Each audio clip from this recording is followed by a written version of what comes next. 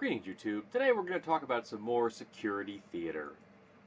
Um, Observing the boarding gate area from afar. Welcome to the quiet skies. Federal air marshals have begun following ordinary U.S. citizens not suspected of a crime or any terror or any terrorist watch list and collecting extensive information about their movements and behavior under a new domestic surveillance program that is drawing criticism from within the agency. That's a really long sentence. Under quiet skies, thousands of unsuspecting Americans have been subject to targeted airport and in-flight surveillance carried out by small teams of armed, undercover air marshals. Government documents show the teams document these passengers fidget, use a computer, have a jump in their Adam's apple, or a cold, penetrating stare, among other behaviors, according to the records. Air marshals note these observations minute by minute in two separate reports. They and send this information back to the TSA. Agencies' documents show that there are about 40 to 50 quiet skies passengers on domestic flights each day. On average, air marshals follow and surveil about 35 of them.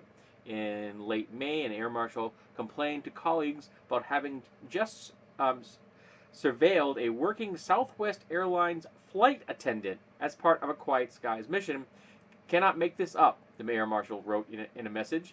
One colleague replied, "Geez, we need to have at least some way to document this nonsense. Congress needs to know that it's gone from bad to worse." And there's a very cogent comment right in the beginning of this thread. It says, because in 2018, surveillance just couldn't get any more creepy and yet simultaneously useless.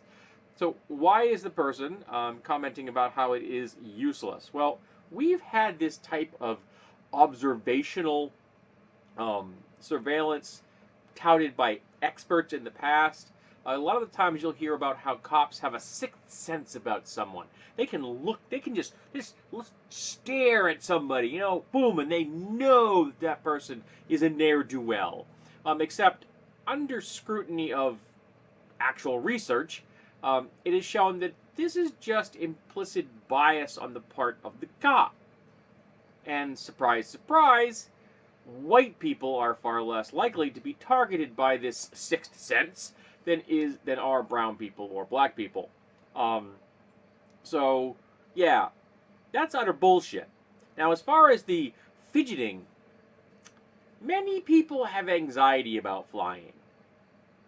Some people have cold, penetrating stares because they're nervous, because they have cognitive difficulties, simply because they have a different way of perceiving the universe if they happen to be in the autistic spectrum.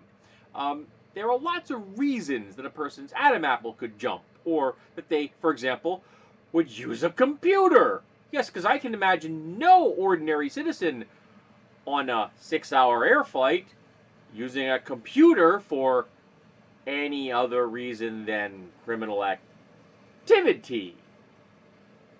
That's absolutely insane. I mean, let's face it, this is a computer, and you can thank my neighbor for the accompaniment of a lawnmower. This is a computer. Are they going to observe people for using one of these and playing one of those brightly colored games, which I don't own, nor do I know the name of, or looking at, say,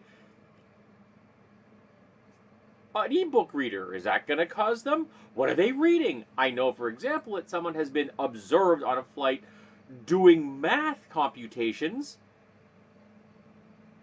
and was reported as having suspicious activity.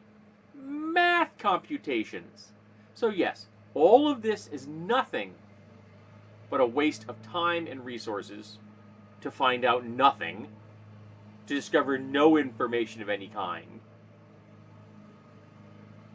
And it probably put a lot of innocent people's lives at risk because law enforcement is scrutinizing in a way that is going to convince them that this person is an evildoer. So, wasting our money, improving nothing as far as security is concerned. So, it is security theater in the USA at its best.